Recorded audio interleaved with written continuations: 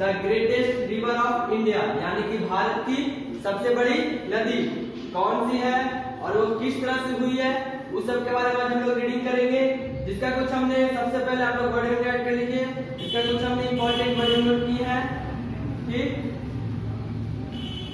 एक स्क्रीनशॉट भी ले लीजिएगा।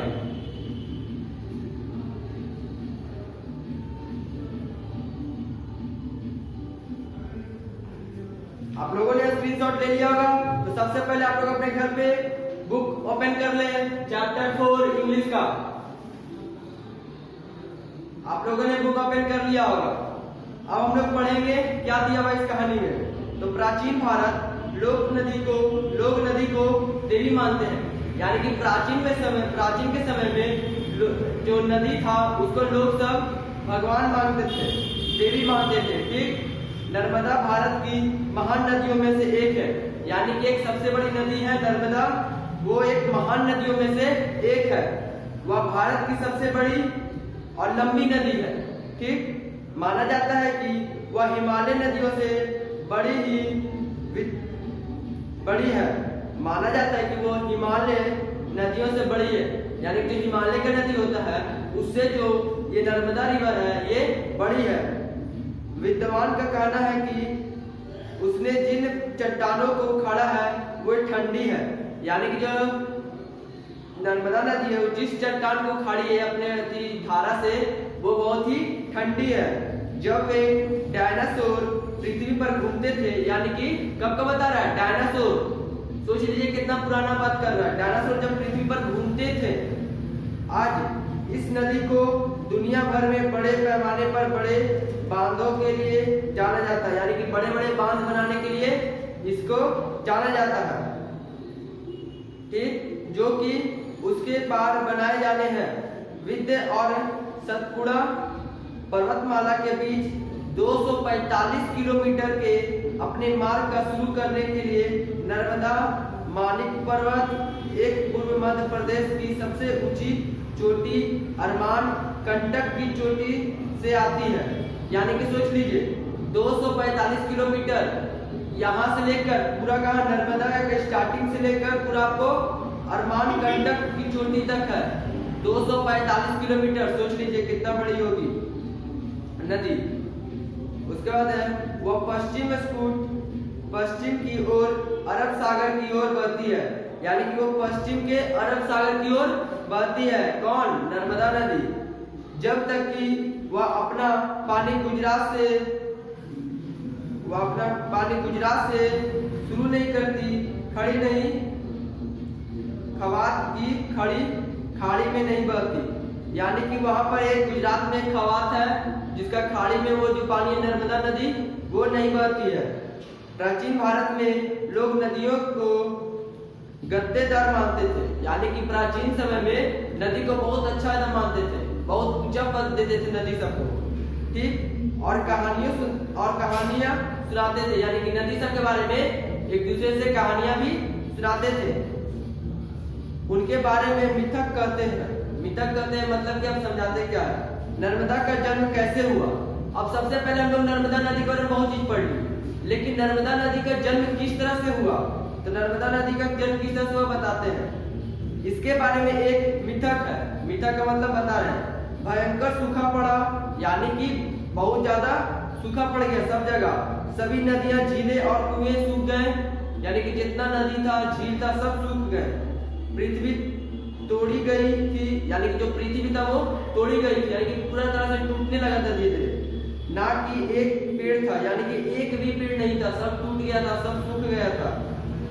पानी की तलाश में भटकते हुए पक्षी, जानवर और लोग मारे गए, यानी कि जो पानी खत्म हो गया था, पूरा सूख गया था, तो जितना भी पक्षी था, जानवर था, बहुत सारा लोग था, सब धीरे धीरे मरने लगे थे।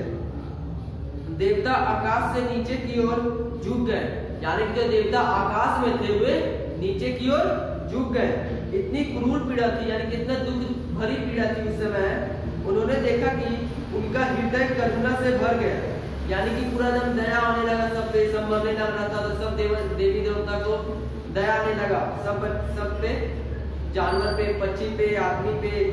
वे सभी एक साथ शिव से प्रार्थना करने लगे, यानी जितना भी देवी देवता थे सब भगवान शिव के पास जाकर प्रार्थना करने लगे। जो अमरकंटक का ध्यान कर रहे थे, यानी जो शंकर जी थे वे अमरकंटक का ध्यान कर रहे थे। जब वे ध्यान से बाहर आए, यानी कि वो ध्यान करते करते जब वो खत्म हो उनका ध्यान, जब वो ध्यान से बाहर आए तो देवताओं ने उनसे प्रार्थना की, यानी जितना भी देवता थे उनसे प्रार्थना की, हे प्राणियों दया करो भगवान, मतलब हे भगवान आप प्राणियों पर दया करो और हम सब पर भी दया करो, कृपया इस प्यास के असहयोग को समाप्त करो।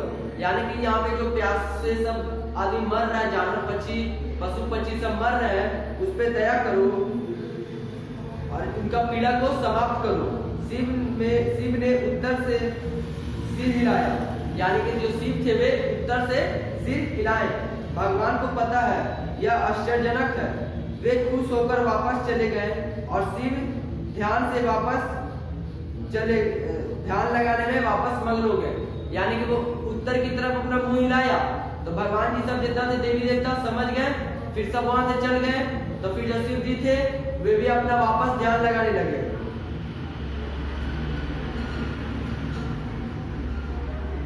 उन्होंने इतना लंबा और कठिन ध्यान किया कि उनका शरीर गर्म होने लगा। यानी कि जो भगवान शिव थे वे इतना ज्यादा मग्न हो गए थे अपने ध्यान देने पे कि उनका जो शरीर था पूरा एकदम गर्म हो गया था, बहुत ज्यादा गर्म हो गया था। उसके बाद उनका शरीर इतना गर्म हो गया कि उन्हें पसीना आने लगा। यानी कि उनका जो शरीर था इतना ज्यादा गर्म हो गया, इतना ज्यादा गर्म हो गया कि उनका पूरा शरीर से पसीना आने लगा। और उन्होंने गहराई से की पानी उसकी पीठ के नीचे और पहाड़ की ओर नीचे सभी घाटियां नीचे गिर गए।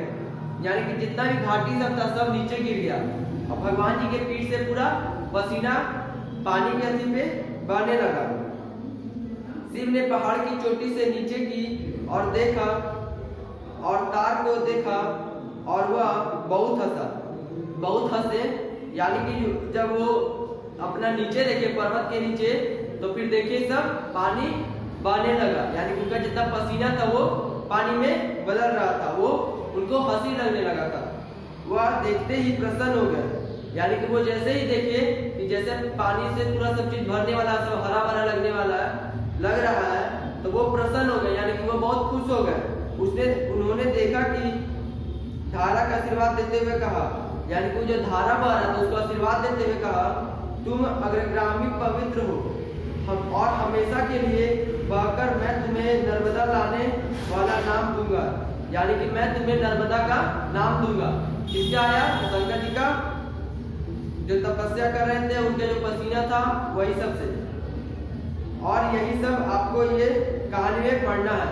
यानी कि और इसी के बारे में और डिटेल में है और आप लोग इसको अच्छी तरह से अपना पढ़िएगा। ये हमने कुछ बताया कि इस कहानी में कैसे दिया हुआ है, क्या क्या चीज दिया हुआ है। और अगर आप लोग अपना बुक रीडिंग अच्छा से आगे करते रहिए। और अब आप लोग का होमवर्क है, होमवर्क सुन लीजिए। Do make objective and tick the question answer of lesson 4। यानी कि लेसन 4 का ऑब्जेक्टिव और क्वेश्चन आंसर आप लोग टिक लगा लेंगे। Thank you.